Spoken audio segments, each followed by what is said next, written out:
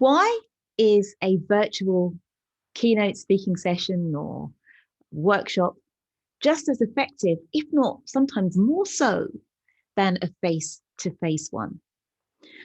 Well, I, like most speakers and people that deliver sessions for a living, was quite alarmed, like many people, when COVID hit.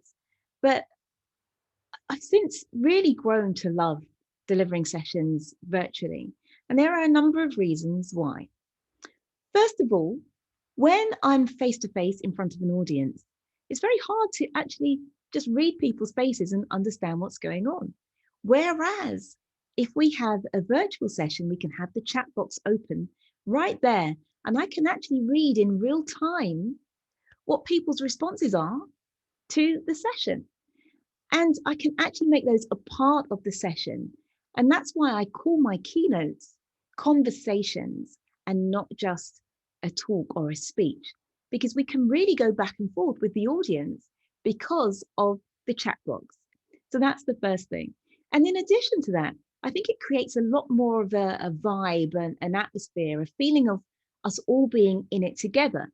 Because again, there's no mind reading of, oh, well, my colleague over there looks a bit, I don't know, happy or frowning or whatever. We don't have to guess. We can see what people are thinking in real time. And I think that is invaluable, both to me as a speaker, because I can see that my material is on track and having an impact, but also, as I say, for creating this vibe of everyone being in this together and this feeling of it being a conversation. In addition to that, I feel that there's that intimacy. If you are in a big auditorium, let's say, and the speaker is meters and meters away from you, or yards and yards away from you, they're just like a little dot in the distance. That's very different than having somebody on your screen talking to you through their camera, and they're on the screen nice and big for you to see. You can see every expression on their face. It's like the difference between watching a movie or watching something on TV versus going to the theatre. Obviously, in the theatre, that actor, unless you've got great seats, that actor is far away from you. And it does put a little bit of a barrier, the barrier of distance between you, the audience member, and the person who is doing the acting, the speaking, and so on. So I think there are other reasons I could go into, but those are just a few of the reasons why I think virtual speaking can be so very effective. And I've had a few clients that have said, well, we want to hire you, Shola, but we're going to wait now until we're all back in the office, because I think that way people will get more from the session. But I'll just close with one more. I can't stop sharing the reasons.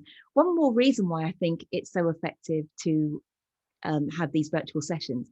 And the reason is, if let's say it's a longer program, so perhaps it's something that would typically be delivered during a day-long workshop or a couple of days session.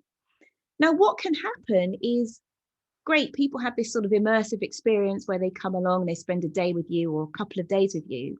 But then what can happen is they go back to the office, they go back to the day-to-day routine, and that information can easily slip away from them. Whereas if that longer session is now broken into a series of shorter virtual sessions over a period of a few weeks, that means that people are able to take the information that they learn from one session, they're able to apply it in situ, so day to day, they apply it, they see how it works, they come back the next week or a couple of weeks later, they can feed back. We can then interact as to, how did that work for you? What did you learn? And people can share with their colleagues.